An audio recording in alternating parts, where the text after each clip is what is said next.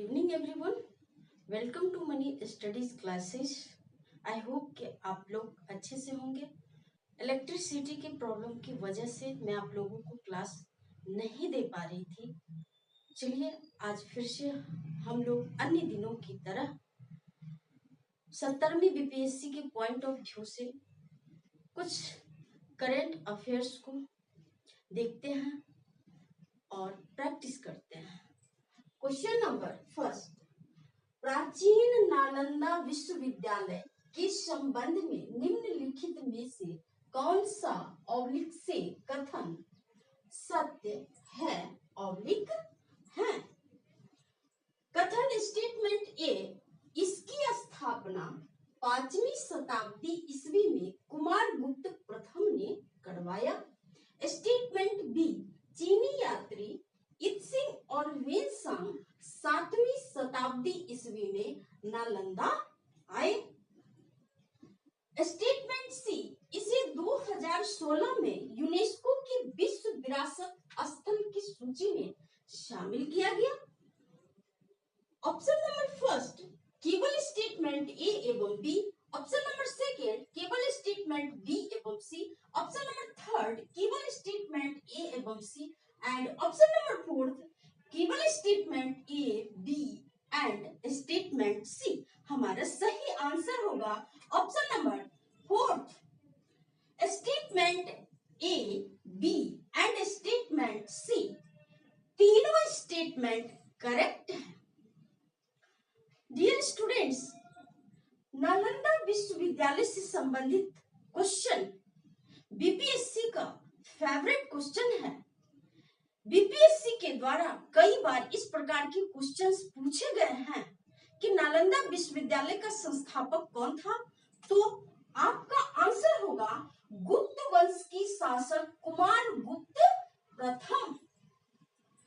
BPSC के द्वारा इस प्रकार के भी क्वेश्चंस पूछे गए हैं कि चीनी विद्वान नालंदा कब आया था, तो 7वीं शताब्दी में। वेनसांग किसके शासन काल में नालंदा आया था, तो वेनसांग हर्षवर्धन के शासन काल में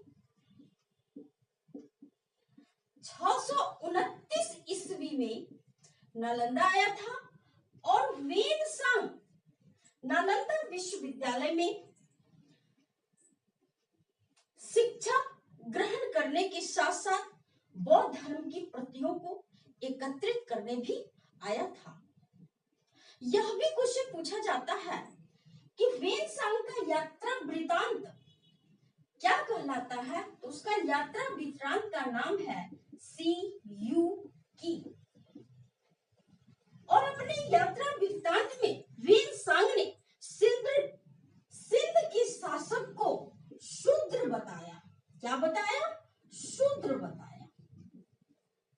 ओके। हर्षवर्धन जो कि वर्धन वंश, जिसे पुष्यभूति वंश भी कहा जाता है, का शासक था और उसका शासनकाल 590 ईस्वी से 647 ईस्वी था। भूति वंश जो कि वर्तमान थानेश्वर हरियाणा में पड़ता है, आपको ध्यान में रखना है। वेनसांग जब नालंदा आए थे तो उस समय नालंदा विश्वविद्यालय के कुलपति आचार्य योगाचार्य कौन थे, तो आचार्य शीलभद्र। क्वेश्चन नंबर सेकेंड, हाल ही में भारतीय पुरातत्व सर्वेक्षण के द्वारा प्रोजेक्ट मौसम से संबंधित अंतर्राष्ट्रीय शोध एवं अध्ययन हेतु बिहार के किस विश्वविद्यालय के साथ समझौता किया गया है?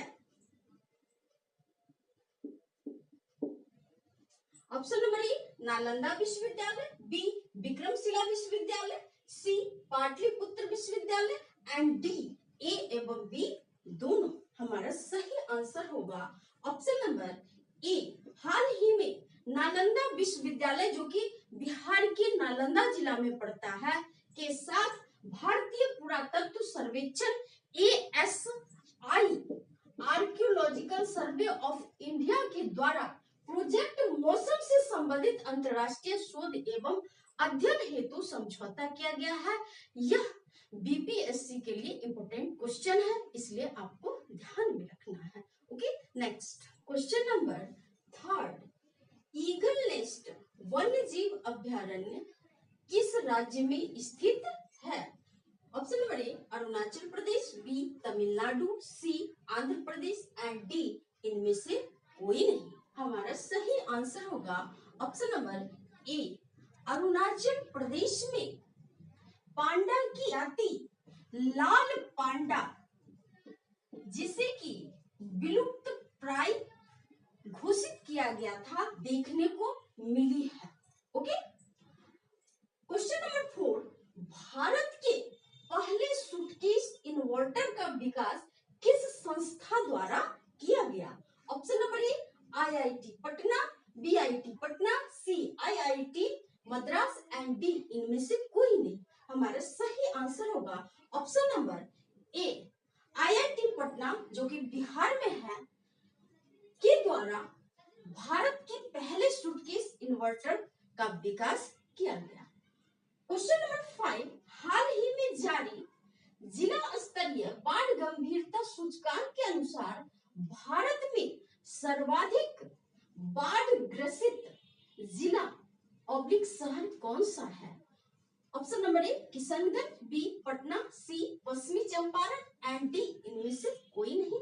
हमारा सही आंसर होगा ऑप्शन नंबर बी बिहार का पटना जिला स्तरीय बाढ़ गंभीरता सूचकांक के अनुसार सर्वाधिक बाढ़ से ग्रसित शहर है। ओके, नेक्स्ट नंबर 6, बंगाल का प्रथम गवर्नर जनरल कौन था? Option number A Lord Clive, B Warren Hastings, C Cartier and D इनमें से कोई नहीं। हमारा सही आंसर होगा option number B Lord Warren Hastings. पहले जो बंगाल का गवर्नर हुआ करता था, उसे अब 1773 के रेगुलेटिंग एक्ट के द्वारा बंगाल का गवर्नर जनरल कहा जाने लगा, और ऐसा बंगाल का प्रथम गवर्नर जनरल वॉरेन हेस्टिंग्स था। आप लोगों को ध्यान में रखना है। इसी 1773 के रेगुलेटिंग एक्ट के तहत ही कलकत्ता में उच्चतम न्यायालय की स्थापना की गई, जिसके मुख्य न्यायाधीश सर एलिजा इम्पे थे। ओके, क्वेश्चन नंबर 7, किस अधिनियम के तहत कंपनी के कर्मचारियों द्वारा निजी व्यापार करने तथा भारतीयों से उपहार एवं रिश्वत लेना प्रतिबंधित कर दिया गया? Option number A regulating act 1784, B regulating act 1773, C regulating act 1861 and D इनमें से कोई नहीं। हमारा सही आंसर होगा option number B regulating act 1773 के द्वारा कंपनी के कर्मचारियों को निजी व्यापार करना तो प्रतिबंधित कर ही दिया गया, साथ ही साथ भारतीयों से उपहार और रिश्वत लेना भी प्रतिबंधित कर दिया गया।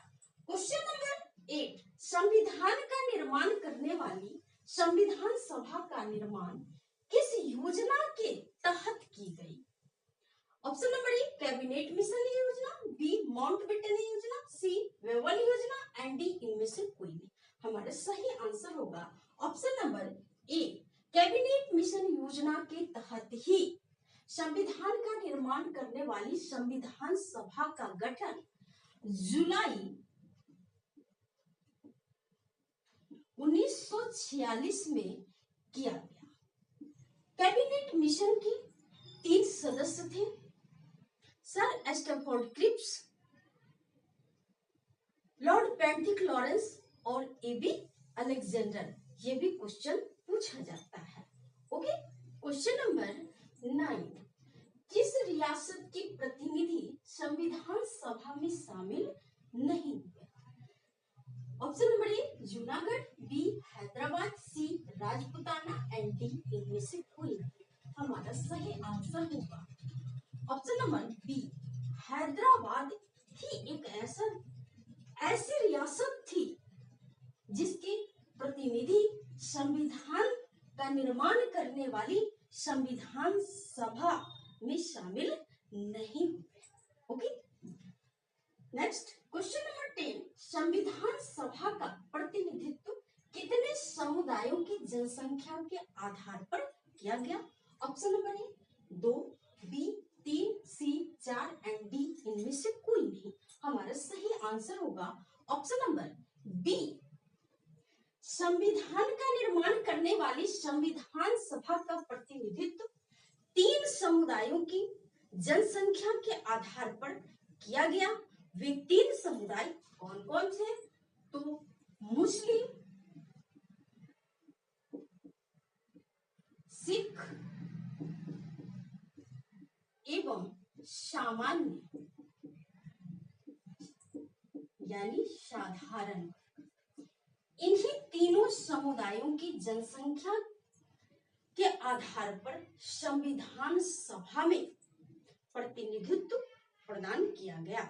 ओके डियर स्टूडेंट्स, आप लोगों से मेरा रिक्वेस्ट है कि आप लोग मेरी इस क्लास के बारे में अपने अन्य साथियों को भी जानकारी दें, ताकि उन्हें भी मेरे इस क्लास की जानकारी मिल सके।